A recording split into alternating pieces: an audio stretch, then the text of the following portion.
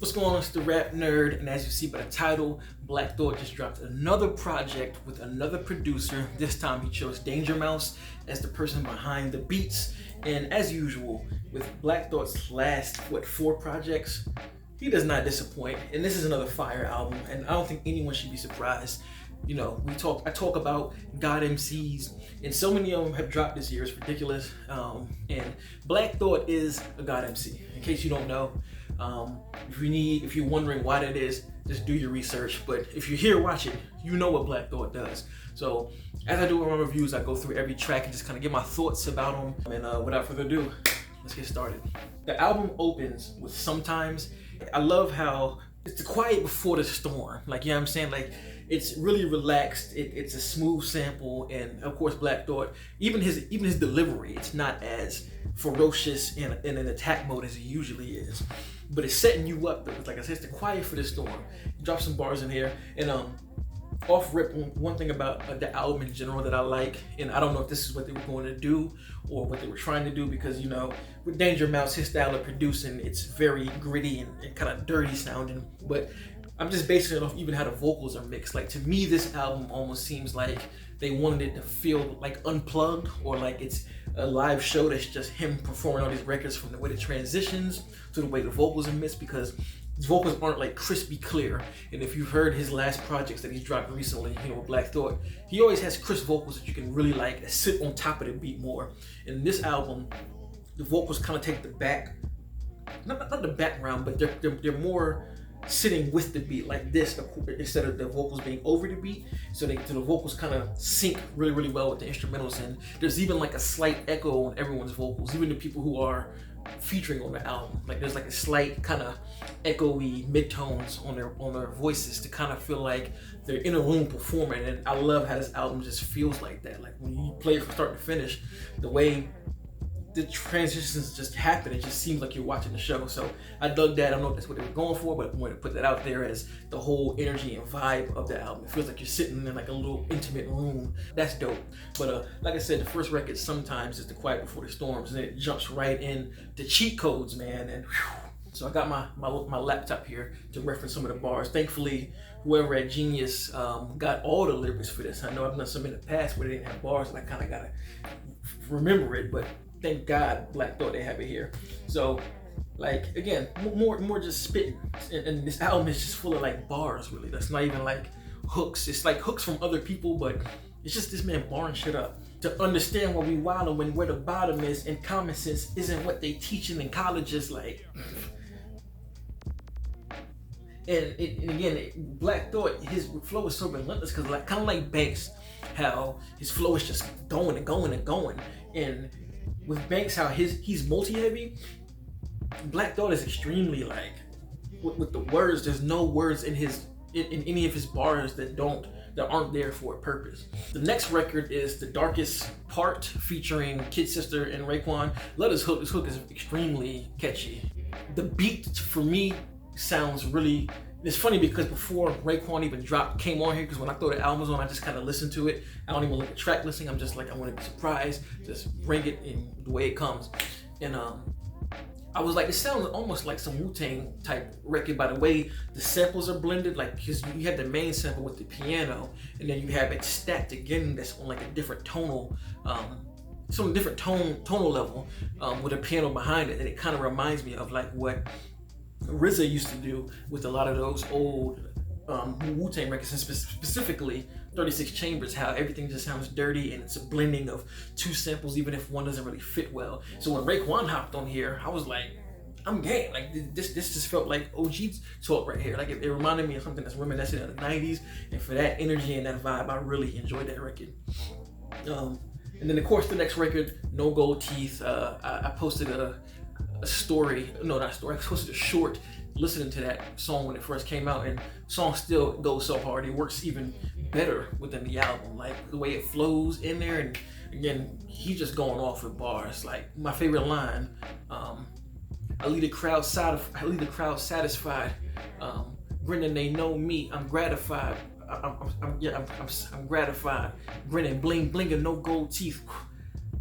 Ain't no amateurs, homie. Philly ain't known for cheesesteak sandwiches only. Like, it's just bars. Like, I don't know what else to say about Black Thought. Like, he's just ill. Then it goes to the next record, which was a single. When the single dropped, I listened to it one time, but I didn't listen to it a lot because I'm like, I don't like listening to singles like that. No Gold Teeth just hit me so hard at the time because it's just what I wanted to hear.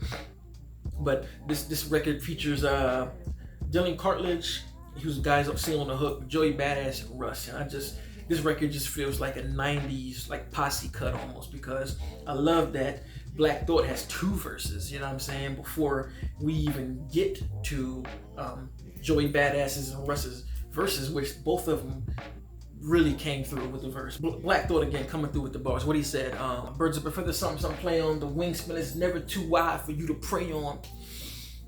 Come with his son, and niggas live below the poverty line, live under the gun. Like, it's a bar. Again, Joey Badass came in with a great verse, just talking about his pops gave him game to learn how to move so the streets never father me. And I just like that bar. And Russ, man, he had a great verse too. I love his first opening verse, like, you know, my parents' marriage was a toxic one. Okay, I guess I'll cop a gun. Like, it just, the marriage of, again, what he saw and the toxicity of feeling he needed to cop a gun. I love his last bar when he was like, sometimes I wish my brain had a kill switch. I don't vacation, dog. I guilt trip. That's a bar. And I love the beat, how smooth it is, and it's just, they all flow well over it. Every feature on this album is just like, they knocked it out the park. I think when you hop on a record with Black Thought, you know you can't fuck around. Like, period. So everybody showed up. Next record is Belize, and this one sounds right out of Danger Doom. This is not even, you know, it is what it is. Like, this is fresh out of that from that stash, I bet. R.I.P. to MF Doom too. He gave a great verse. Some of the bars that, you know, Thought just killing it, man. Who to cross legs on a crate like it's elegant. Try to hate, I'm puffing up your face like a pelican. Highly enveloped and activating my melanin. You falling to see what's shaking besides gelatin. News bulletin, I refuse to take medicine. Fuck thick skin, I got an exoskeleton. And this is what I'm talking about. It's just the relentless bars, just like every line is just like you could tell he writes with such elegance and places, you know, syllables here and there to bring it back, and just fire record, man. And then we get to the next record, Aquamarine, and I just love how militant this song sounds. Like, it's like, I like this song reminds me of something that I can see like in an action movie, just by the tempo of the beat, and just, I don't know, like I said, it just sounds like something extremely militant. And then of course, Black Thought, with these kind of beats, I feel like this pulls out even more ferociousness in his voice. And I just love the bars. Again, like bars after bars, I love bars. Better be willing to pay for every dream that you deferred. If the vehicle should swerve, just learn to lean it to the curve. After working up the nerve almost equal in size, I walk around with iron for any wrinkle in time. I paid a piece of mind for every nickel and dime, but never less than a 5. I've never slept on a job. Relentless, man. I mean, just relentless. And it just sounds even better than what I'm saying, like over the beat, as it just keeps climbing and climbing, and you hear his voice climb with the beat. We get to the next record, Identical Deaths, and I really enjoy this because, again, this feels kind of like the intermission of the show, because the beat is extremely jazzy. It's very the energy is really low, and even the way he's performing his verse, it's very speak easy, like he's just talking to you, and he's like having a conversation with God about his past and the things that he wants, you know, and you know, for himself, and why he's not this and that. Like, I love the line, then I had a talk with God that was interview-esque. He said, Reek is nearest the west and farthest the east. There's a warrant for your arrest by the karma police. That just says a lot in itself, yo. Like, I think everybody can kind of see where he's coming from with that. Excuse me, that bar. And he just kind of goes into like his own life about how the karma police got him. Like, after that bar, he says, the Dharma was deep. Our daughter was too dark with defeat, but made it to tell a story about a chalk on my teeth. I'm a survivor, a thriver, a husband and a father. I rise every morning to start with another saga. Like, and you could just hear it speaking from his heart. And that's what I love about this record so much. And then from there, we kick the pace back up again with another dope ass posse cut. Like, I love these verses in these songs. Excuse me, I love these songs with like 3 to 4 verses because it just feels so old school. It feels like the 90s when niggas was just ready to give it up and just go bar heavy. Love these posse cuts, but it's featuring A$AP Rocky and Run the Jewels, and great beats. The pace of the beat just makes everybody rap relentless. Even like, people don't really consider A$AP Rocky a spitter, but I think A$AP Rocky can rap his ass off when he really wants to. He can rap his ass off. Like, what's that last album? I think it's the one with M's on. I think it's Allah, but he proved with that album he can rap. And again here, I think he just raps his ass off again. Like, but Killer Mike stole the show on this one. He stole the show on this shit here. And I don't know what Killer Mike, what's up with him? Like, because he did the same exact thing on Black Thought's last album, on the joint with Push, and I believe, who else was on that record? Like, he definitely showed up. I mean, he jumps on the verse. The bar killer, I stole a demon from Dodge Dilla. A god body with temperament of a Godzilla. You ain't shit, you fuckers belly, a fart fella. A dictator with hard heart. I starve niggas. Like, just, and then he just keeps up that same pace the whole verse. And it just keeps going up. Like, I had you shot in the same seat they sat Lincoln in. I pop you with the same pistol they pop Reagan with. I mean, he stole it. I don't know what he was on with his pen game. He just outshined everybody. It's almost like he felt like he was on a track with a bunch of Northeast guys, and he just really had to show his ass on that one, and that he did. The next verse is Close to Famous. Dig this record. This is one where it's just him just going off with bars again and showing why he is the God MC. I mean, shit like, used to be a little snot nose, but I'm older now. You can try what you want, but I show you what I don't allow. You can try what you want, but I show you what I don't allow. That's hard. That's hard. That is hard. And he goes, fuck all the running rounds. Fuck all the running rounds. You want hunting ground. You spit 100 bars. I spit 100 rounds. Yo, he was wailing on this record, yo. And then he goes, you run 100 yards trying to get out of bounds. That's when I tackle you and show you how the thunder sounds. Yo, he wailing, dog. And I ain't know the music was supposed to change us. But when I start spitting, this shit was so contagious. Then we get to, might be my favorite track. I don't know, there's a lot of favorite tracks on here. Like, this whole album is hard. But we get to Saltwater featuring Conway. And this one is just another ridiculous one, man. And what I love about it is the first part of the sample is very unassuming. You know, it's kind of bright and, like, you know, happy. But when that junk switches over to the rap verse, it's just the grimiest, dirtiest, hardest, boom bap, head nod, face scrunch up beat. Like, it's just like, damn, like, you just feel it, you know what I'm saying? And again, this kind of beat, this kind of instrumentation is what both of them shine on, you know, especially with Conway. It sounds really Griselda-esque, and they always do records together, so I wasn't surprised. But like this bar when he was like, save the revelry if you're trying to lower level me. I be over 70, flipping scripts on the regularly. Know the L hold about to be you instead of me. Why? Cause you a dickhead. I'm Dick Gregory. Sending every opponent disciplinarily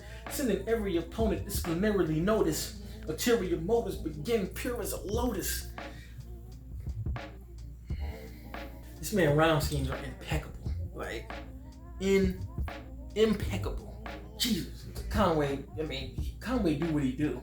He got a great verse, but like I just said, I feel like Black Thought came to play.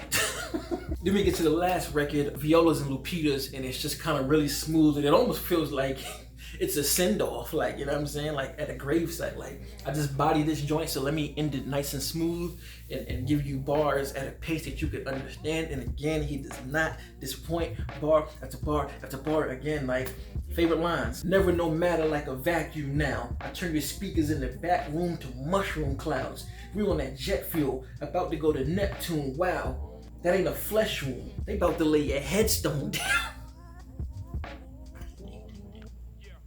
Yo, like, The rhyme pattern, y'all. Did y'all peep that? Like, we on that jet fuel, about to head to Neptune. Wow, that ain't a flesh wound. They about to lay your headstone down. So, all in all, as you can see, I love the album. This is what I've been waiting on. I've literally listened to this thing about 6 times since it dropped yesterday. I listened 3 times today and 3 times yesterday. It's just such a great album, and it's only 12 records, and I feel like it's the length is perfect because his lyrics are so dense. You don't need a long ass album because you're gonna have to re-listen to this to unpack every single bar because he's saying a lot of shit. I mean, every line is just something. Like I just looked over here at the lyrics, and this line I didn't even peep. Mommy's in the heights, always calling me nice. Someone all of his life rolling dice that was dirtier than gaudy ice. Like, anyway, man, yeah, dope album, fire. This is another one in Black Thought's discography that is just extremely dope, that just keeps proving why he is the God MC, you know what I'm saying? So if you listen to the album, what do you think? What are your favorite tracks? Leave me a comment below how you felt on both of those things. And if you like this kind of content, like and subscribe. And until next time, peace. Rap Nerd Productions, no capping, that's word to mommy.